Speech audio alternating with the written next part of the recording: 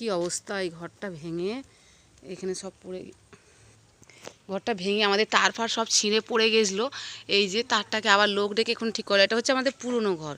এটা আগে আমরা প্রথম যখন আমি বিয়ে হয়ে আসি তখন আমি এই ঘরে থাকতাম আগে, কিন্তু তারপরে এই যে আবার এই নতুন ঘরে চলে এসেছি। তখন তাও এটা অনেক বছর হয়ে গেল এসে গেছি।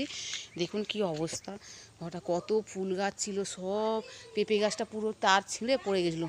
পেঁপেগুলো যে মেজ দিয়ে ওইখানটা রেখেছে, এই দেখুন। আমার দুটো হ্যাঁ, একটা ওই জবাটা কি নাম কি জানি, যেটা বড় পিসিতে গাছটা, হ্যাঁ ওই গাছটা বলে নাকি মানে কি ঘটি জবা না কি বলতো ওটাকে, বড় পিসি দিয়েছিল। কি সুন্দর, আমার সব গাছগুলো সব মরে গেল।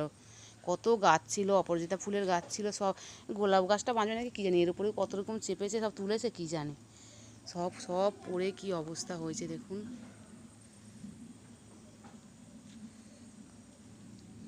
আমার সব গাছ ঠাছগুলো সব মরে গেল রে।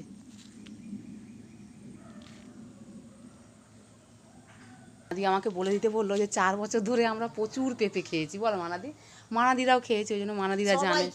হ্যাঁ পাড়ায় সবাইকে দিয়েছি, হ্যাঁ কত লোক এসে তাদেরকেও দিয়েছি। প্রচুর পেঁপে গাছ ছিল, এই যে আমাদের এখন সব পেঁপে গাছ নিপাত গেল, আর একটাও নেই। এই এইটা আছে, এটা তাও অর্ধেক দেখো ভেঙে পড়ে গেল, যে 6 মুখো গাছটা। তারপরে দেখো হ্যাঁ আর কিছু না, সেই দিন ভেতরটায় যা আছে কয়েকটা, আর এখন আবার বর্ষায় হচ্ছে তুলে তুলে বসাবে বলছে। আমাদের আর একটাও পেঁপে গাছ রইল না। আজকে লাস্ট পেঁপে, এই যে মানাদিকে, এই কটা যে ভেঙে পড়ে গেছে মানাদিকে দিয়ে দিলাম, ওইখানে আছে। আর যদি এই গাছগুলো 2-1টা করে হয় তাহলে তখন নালে দেবো, নালে আর না, ওই গাছটায় প্রচুর হয়েছে আমাদের পেঁপে, সবাইকে দিই, সবাই মন ভরে খেয়েছে। বাচ্চাগুলোর জন্য দুটো দিয়ে দেবো। আবার কেবিলের তারটা এমনি ওখানটা আমি তুলে রেখেছি, এই যে এখানে তারটা তুলে রেখেছি, কেবিলের লোক আসলে তবে গিয়ে ঠিক করতে পারবে। হ্যাঁ ওখানটা শেষ দিকে বলেছি যে ওই যে ওখানে বেরোনো, ওই যে হ্যাঁ বেরোনো বাইরের জায়গাটা না একদম ফেলে দিতে। হ্যাঁ আসছি।